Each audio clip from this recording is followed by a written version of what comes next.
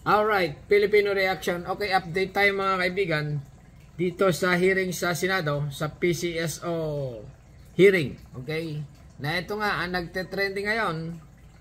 General Manager ng PCSO na si Mel Robles tumago na.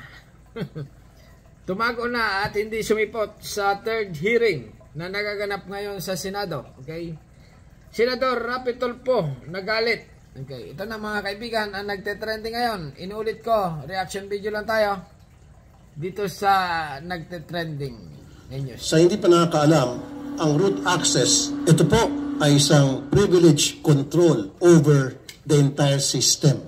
Parang master key po ito. Ang sino man may hawak niyan, pwede siya makapasok labas ng the whole system. Pwede siya mag-edit, pwede po siyang mag-delete. He or she can do everything and anything. Ganun po katindi itong root access na ito. Kaya nga nung last time, nandito yung mga taga-PCSO, isang tinanong ko, walang proper safeguards, pwede bang mamanipula ang buong computer system? And the answer was yes. Yung katanungan ng marami sa mga naglalaro ng Lotto tungkol po sa integrity ng Lotto games. Meron bang pandaraya o wala? Yan, maganda mga kaibigan. Meron bang pandaraya o wala na nagaganap sa Lotto? Okay? Okay. That we have to find out today, right here, right now. Nung last hearing, I talked to the BIR and the PCSO na yung BIR will submit to us yung taxes paid records ng mga taxes that were paid by the Lotto winners. Samples from September, October, November. Ang mangyari po, pagbabanggain natin, ilang games ang tinamaan, for example, sa buwan ng September, at ilang taong tumama, at magkanong binayad na tax o taxes. At ibabangga po natin yan sa record ng PCSO. Andito ba ang BIR? We have a summary report po. Kasi po ang total taxes paid and kung ilan pong mga kung ilan pong winners ang may tin and walang tin po. Sandali lang. Nasaan po si Chairman?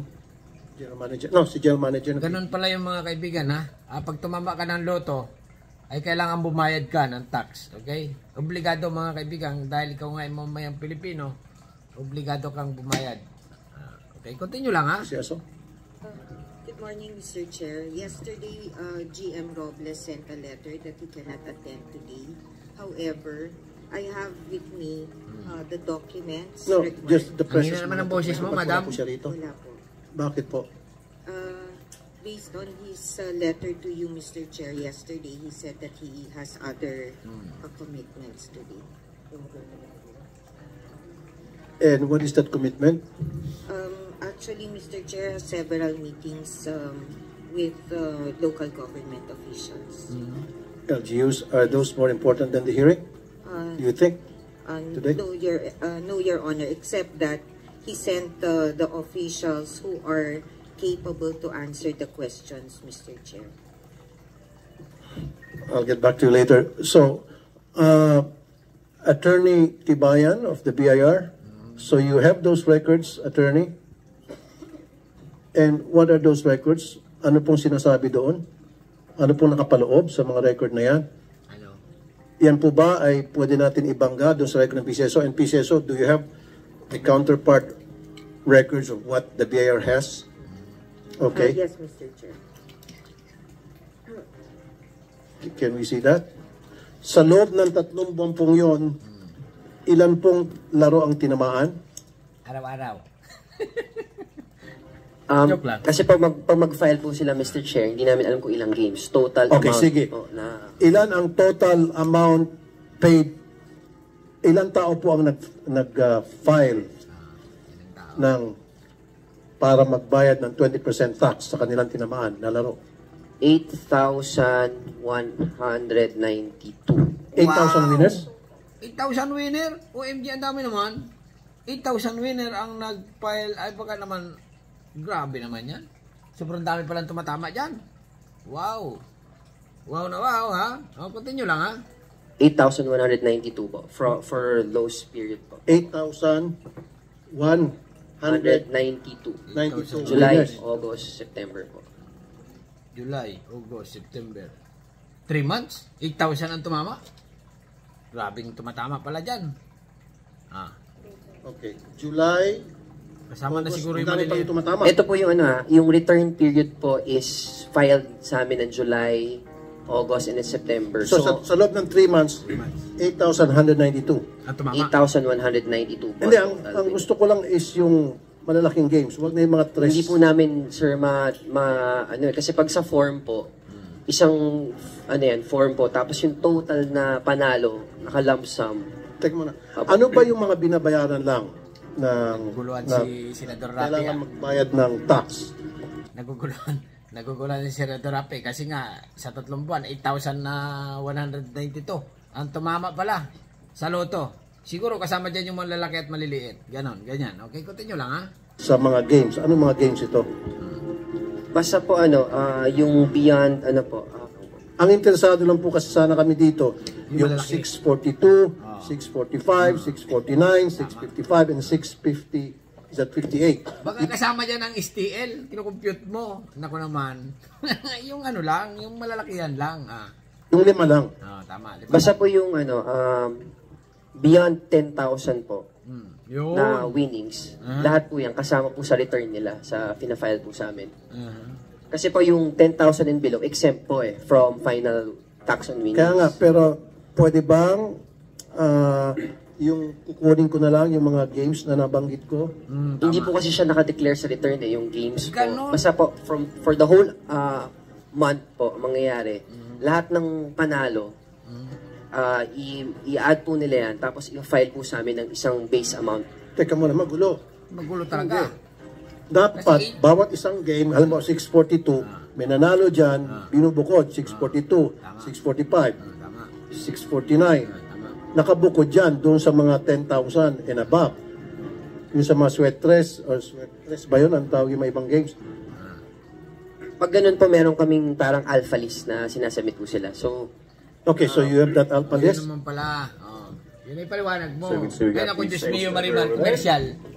Ay naku, bitin na bitin. And we got the same Dali stuff lang. there. Skip natin. Continue. Yung nabanggit ko lang ng mga games, Sige doon po, ako interested. Kasi access doon, ko lang po. doon may suspetsya ng pandaraya eh. Tama. opo, medyo po, ilalay, nasa USB po kasi. Ano ka ba naman, dapat pumunta ka dyan na pulido. O MG naman, isi-search mo pa. I-access ko po sa laptop po para... Okay. Attorney Pagano, meron po kayong records ng mga Bumayad. nanalo Yes. ng mga games na tinanong ko kanina? Yes, Mr. Chair. Ilan po? Actually, Mr. Chair, we received a subpoena duces tecum yesterday.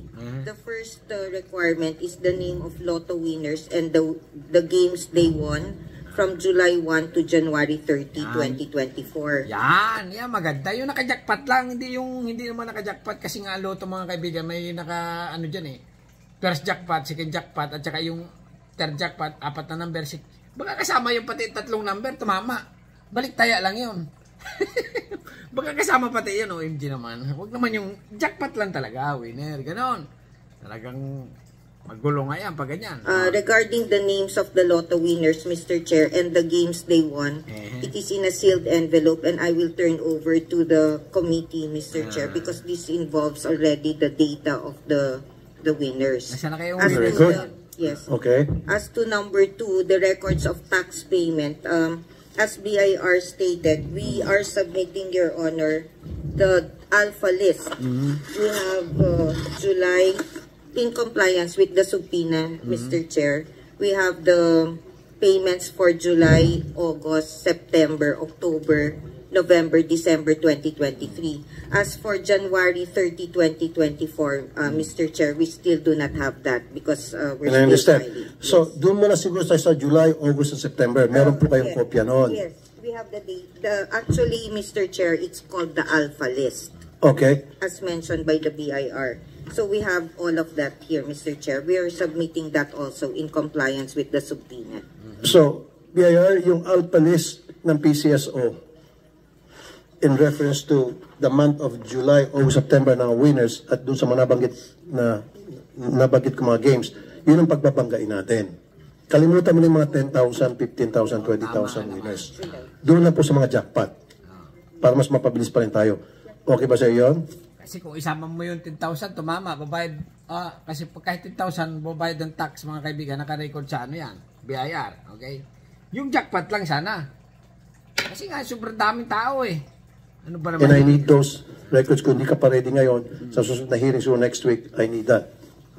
Yes, Mr. Chair. Pero I think yung binabanggit po ng Alpha List, hindi po yung sinasubmit niya sa amin. So it's the same document po. Pero pwede ba natin hiwalay na yung mga maliliit na games na tinamaan? Pwede. Gusto ko doon na sa particular 5 laro. Sige po, check po namin. Kasi yung doon pong may suspetsya na dayaan eh. Tama. Doon sa mga sweat trash, yung mga 10,000, 20,000. Wala yan. Hindi yun eh. Hindi yun sinususpetsya na may pandaray. milyonan. Siguro meron, pero mas interesado sila doon sa malalaking laro. Can we have... Yan lang yun, yung 10,000, 20,000, 30,000. Ha? Kasama sa listahan. Ipapagulo lang yan eh. Okay? Dapat sentro. Ha? Yung milyon agad. Yung 649 million. Yun na ba yun? Tama? O 500 million. Okay? Yun dapat doon kayo magano. OMG naman. Pumunta dyan eh. Parang... Those records? Okay po, Mr. Chair. bitin tuloy. Can you produce that siguro by next week? Okay. Naku, next week Sige pa. po, Chair. Check po namin. For now, we will get those records. Naku, Okay, OMG submit naman. to committee para ma-review na namin. Okay, mga kaibigan, puputulin ko na kasi 10 oras yata ito. Bago yung BIR hindi handa na pumunta dito sa ano. Kaya lang maliwanag dito mga kaibigan na ito si Senador Rapi Tulfo ay wala nga siyang katabi. Okay? Wala siya kaharap na si ano. Wala diyan si Mel Robles na dapat imbestigahan mga kaibigan. Ayun na nga, maliwanag na tumago daw. Okay? Hindi sumipot sa hearing, third hearing. Kasi daw ay maraming dahilan. Okay? Hanggang dito na lang mga kaibigan. Ano masasabi nyo? Dito sa PCSO Lotto investigation na nangyayari sa ating bansang Pilipinas. Kayo na bahala mag-comment. Okay? Hanggang dito na lang at subscribe my channel. Don't forget comment. Bye-bye. Thank you.